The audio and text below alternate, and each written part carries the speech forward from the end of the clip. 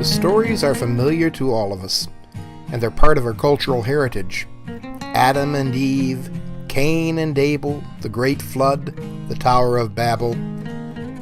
The opening episodes of the Old Testament are some of the most intriguing stories in all of literature. We think we know them well, but is it possible that these narratives hold a few surprises for even the most seasoned Bible readers? Sometimes we get so hung up on details we have a hard time seeing the forest for the trees. So let's step back a bit and take a look at Genesis 1 through 11 as a whole. There may just be more to these episodes than we've ever imagined.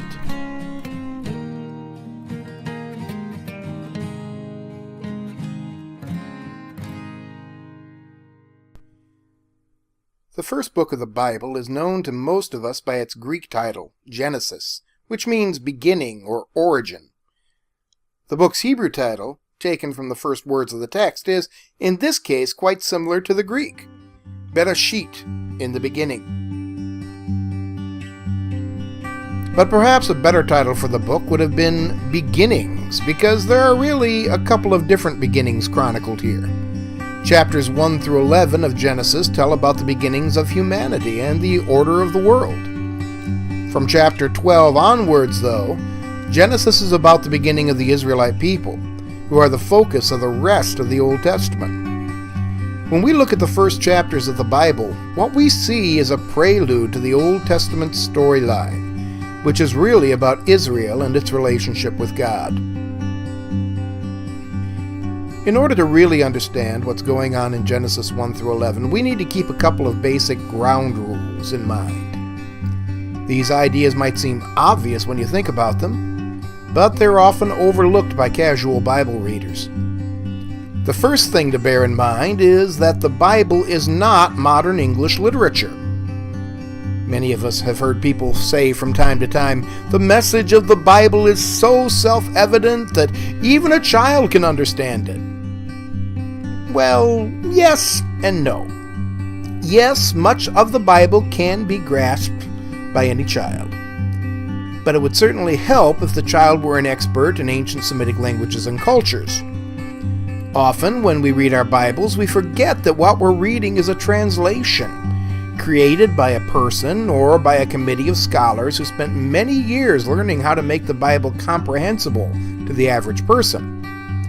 The Old Testament might seem clear to us because scholars have labored over the text to bring its language and idioms into the modern age.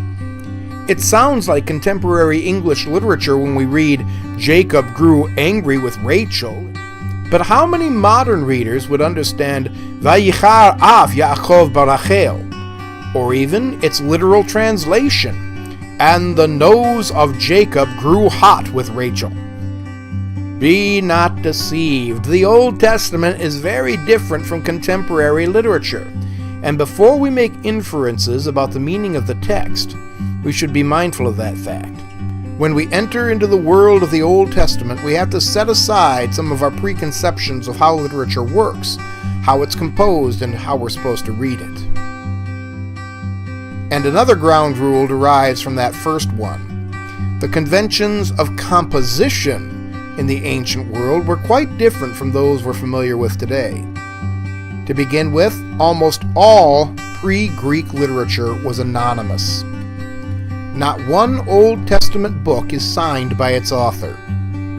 Now, while it's true that the Bible tells us that various people, like Moses for instance, wrote things down, the Bible never says that those people were responsible for producing the books that we find in our Bibles. The fact is, traditions and texts were considered something like community property in the ancient Near Eastern world. So stories about, say, Samson might have been circulating in Israel, told around fires and written in various documents, but then the author/editor of the Book of Judges collected those stories together and adapted them to his own purposes. Until they reached their final canonical form, biblical narratives were subject to revision and supplementation by later writers or editors.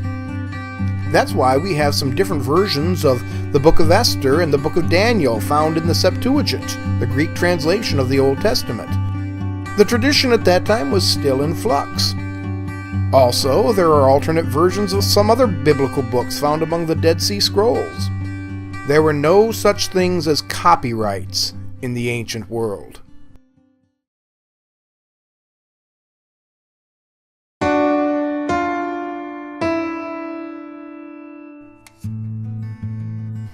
So that leads us directly to the question of authorship.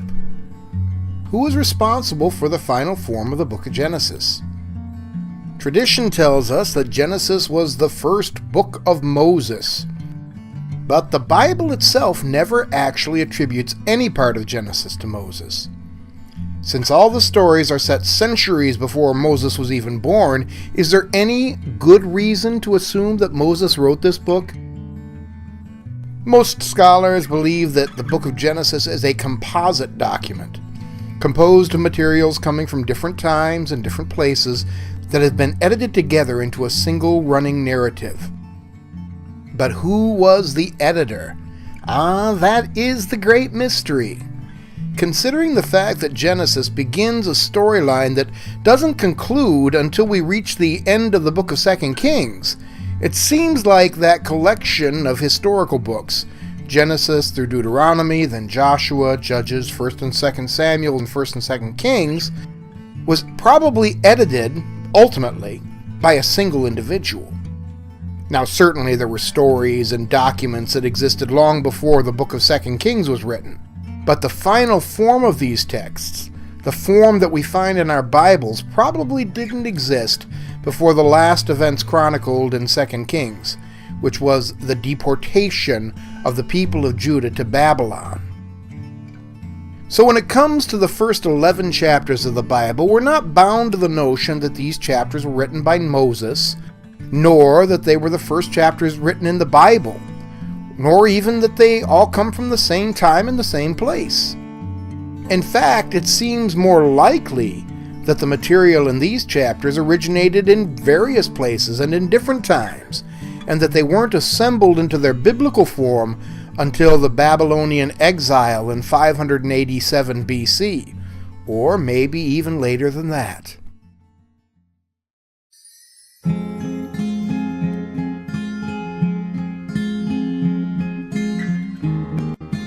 But whenever they came together, it's clear that there was a purpose behind the selection of the episodes that comprise the Primeval History. The first 11 chapters of Genesis form a cohesive unit within the Old Testament. The balance of the book of Genesis, outside of these 11 chapters, is dominated by the figures of Abraham, Isaac, and Jacob, the patriarchs of the Israelite nation. In Genesis chapter 12, we begin the story of a nation, a people. But Genesis 1 through 11 isn't about a people, it's about all people. The theme here is humanity as a whole, and God's relationship with humanity. While this theme is addressed occasionally in other biblical books, no other section of the Old Testament is devoted to a universalistic perspective like the one we find in the Primeval History. This fact alone makes Genesis 1 through 11 a literary unit, set apart from the material it introduces. But there's another feature that also defines the Primeval History as a literary unit. First, we should note that the Primeval History consists of 7 distinct stories, joined together by genealogies. Now, let's refresh our memory on their contents. The first episode tells of the creation of the universe, spread over a period of 7 days. That episode culminates with the creation of humanity in the image of God. Genesis 2 tells of the creation of Adam from the dirt, and the creation of woman from Adam's rib.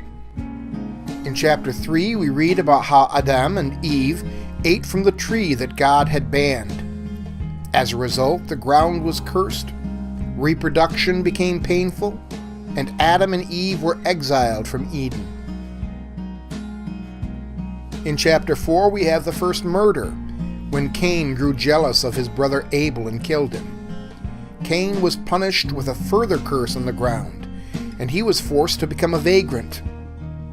The next full episode occurs in chapters 6 through 9, the story of the Great Flood. In this familiar episode, God punishes human wickedness by sending a flood upon the earth.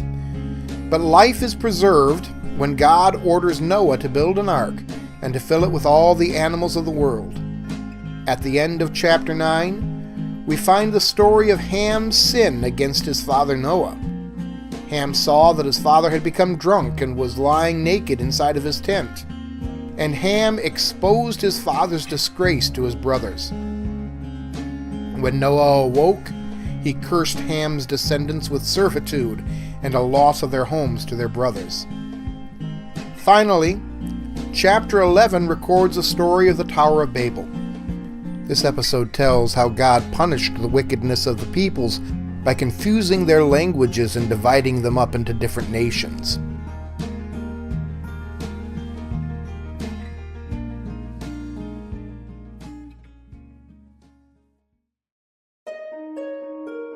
Now here's a question to consider.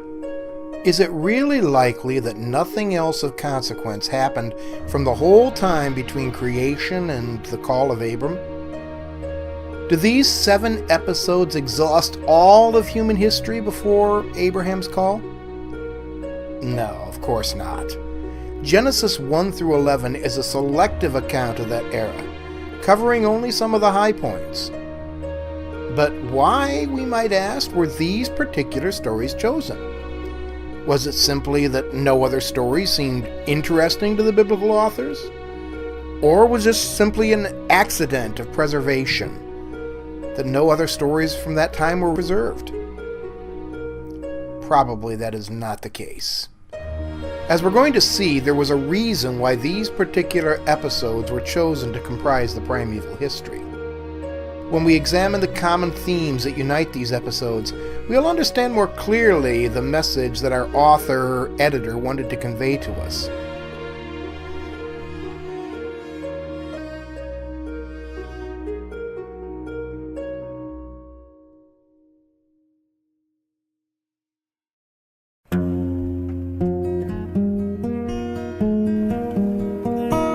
So, what are these common themes that we're talking about here? Well, for a few minutes we're going to have to leave Genesis 1 aside and concentrate on the other episodes. Adam and Eve, Cain and Abel, Noah, Ham, the Tower of Babel. What do all of these stories have in common? Obviously, human failure. Or, let's put it bluntly, sin. In each episode, human beings defy God's commands, and they pay the price for their disobedience.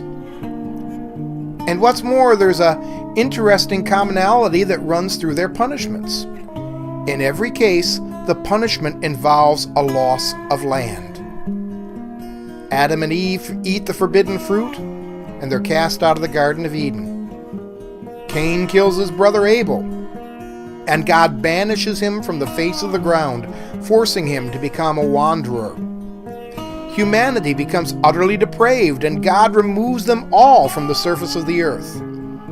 Even our hero Noah goes into temporary exile from the land until the flood waters recede and he returns to the earth. Noah curses his son's descendants with a loss of their homeland.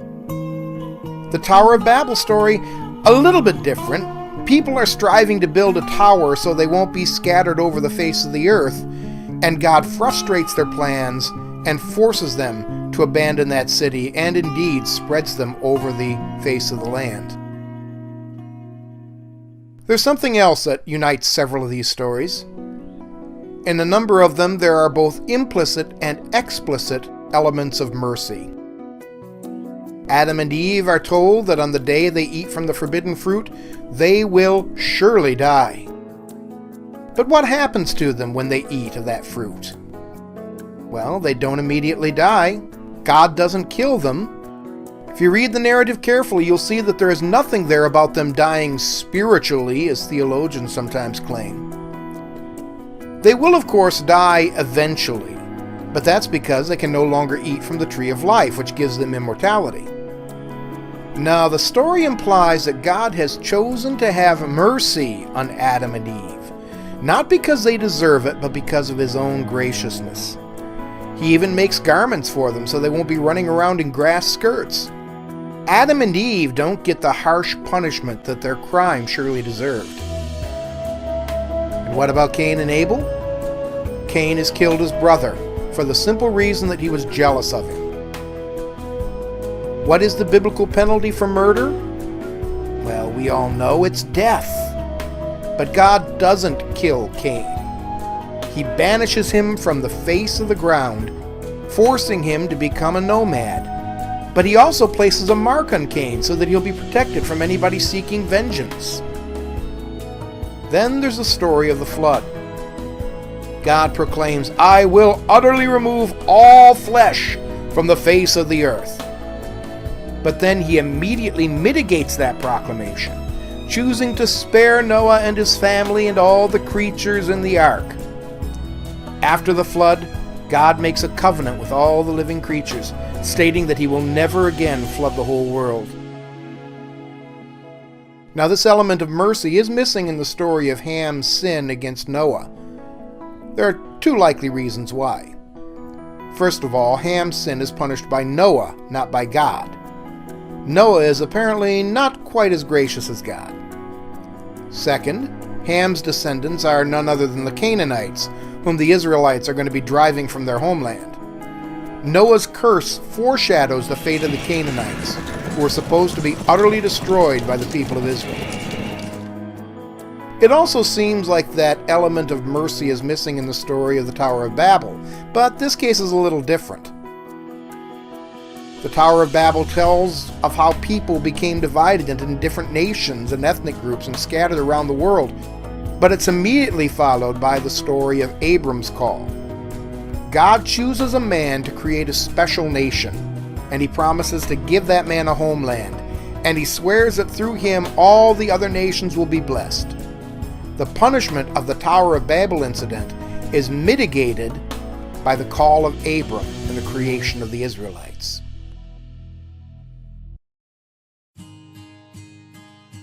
So then we see there are two major themes binding together the episodes of the Primeval History. The first, sin and punishment, i.e. banishment. And the second, God's mercy extended to his people. And in light of those themes, we can understand better why these episodes are placed at the beginning of the Old Testament, why they preface the story of Israel. Israel's story is one of continual rebellion against God and his commandments. In the book of Deuteronomy, before the Israelites enter into the promised land, Moses warns them, "See, I set before you today life and good, or death and evil. For I command you today to love the Lord your God, to walk in his ways, and to keep his commands, decrees, and laws. Then you will live and multiply, and the Lord your God will bless you in the land you are entering to possess. But if your heart turns away, and you will not listen, and you are drawn away to bow down to other gods and worship them, I declare to you this day that you will certainly perish. You will not prolong your days upon the ground that you are crossing the Jordan to enter and possess." Adam and Eve's choice prefigures that of Israel, the nation. Their fate prefigures that of Israel. Because just like Adam and Eve, Israel chose to disobey God and suffered the fate of exile. Israel didn't receive the fate it deserved. Just as Moses predicted in Deuteronomy 32, God chose to have mercy on his people, and he didn't allow them to be utterly destroyed. As in the story of the great flood, God preserved a remnant of his people, and he brought them home again. Some, however, were scattered among the nations to become the wandering Jews, as they've been called, similar, we might say, to the fate of Cain. So what can we say of the theme of the primeval history? I believe that it's accurate to say that these stories prefigure the fate of Israel. They demonstrate that the way God dealt with his disobedient nation was consistent with the way that he had dealt with humanity before the call of Abram. These stories, though they might have been ancient when they were collected and edited into the Bible, are best read in light of the end of the story, as found in the book of 2 Kings. A disobedient people loses its home, but it is not treated with the severity that its crime merits, because God is merciful.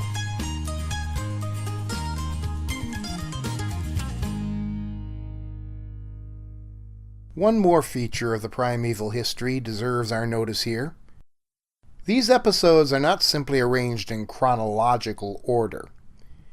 In fact, you should note that Genesis 10, the so-called Table of Nations, describing where all the various peoples settled in the world, logically and chronologically follows Genesis 11, the story of the Tower of Babel.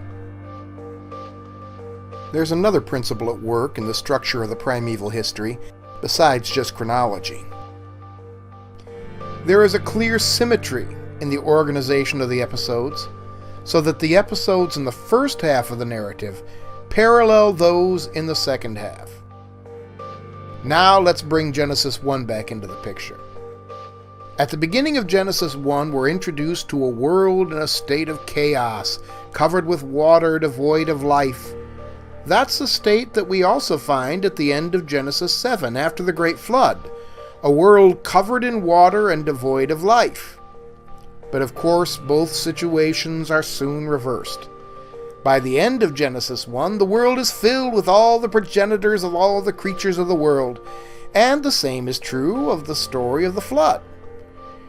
In Genesis 3, Adam and Eve eat the forbidden fruit, and they realize that they're naked. In Genesis 9, 18 through 21, the image is reversed. Noah drinks wine. He makes himself naked, but he doesn't know it. In Genesis chapter 4, we have a conflict between two brothers, the outcome of which is Cain being cursed with the loss of land. In Genesis 9, 22 through 27, we have another conflict between brothers, once again resulting in the curse of landlessness. Genesis 4, 17 through 5:32 is an account of the lineages of Adam's two surviving sons. In Genesis 10, we have an account of the lineage of Noah's three sons. In Genesis 6, verses 1 through 8, there's an account of angels violating the boundary that God had created between heaven and earth by taking human women as wives. In Genesis 11, 1 through 9, the humans attempt to violate the boundary between heaven and earth by building a tower to heaven. Genesis 6, 9 through 22 tells of the generations of Noah, culminating with God making a covenant with Noah. In Genesis 11, verse 10, we have the beginning of the account of the generations of Shem, which culminates with God making a covenant with Abram. So what we find is that the primeval history is actually more like two primeval histories. The first one begins with primordial chaos, and from the chaos, God creates human beings. These people become the progenitors of the human race. They sin, they multiply, they sin some more, and finally God decides to punish them by sending the great flood. With the world once again in watery chaos, God brings forth people on the land. The people sin, they multiply, they sin more, and God decides to punish them by scattering them across the world. These two histories form the introduction to the history of Israel. From the chaos of the confused nations, God brought forth Abram and set him apart to be the father of a people. Those people multiplied, they sinned, and eventually God punished them by destroying one nation and scattering the others among the Gentiles.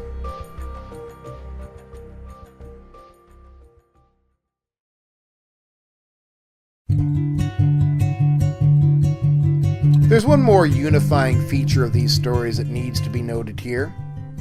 The stories of the primeval history have an interesting geographical connection. According to Genesis 2:14, the Garden of Eden was located in a land between the Tigris and Euphrates rivers, the land we call Mesopotamia. Of course, Babylon is also located in that land of Mesopotamia. The Tower of Babel is also located in the land of Mesopotamia on the plain of Shinar. In fact, the very name of that place, Babel, is the Hebrew name for Babylon.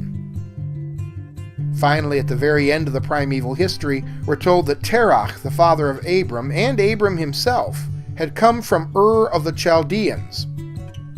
Who are the Chaldeans? Well, we better know them as the Babylonians.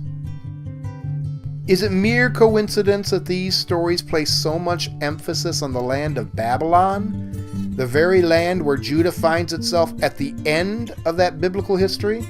No, of course not. The primeval history has been assembled with a purpose.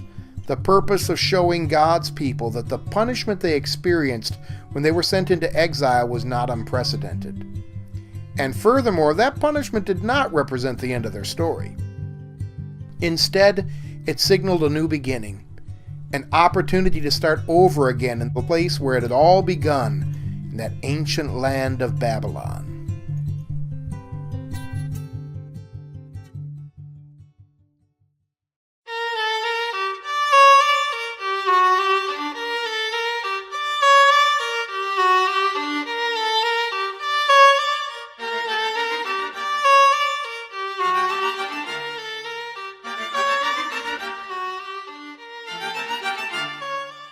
Thank you.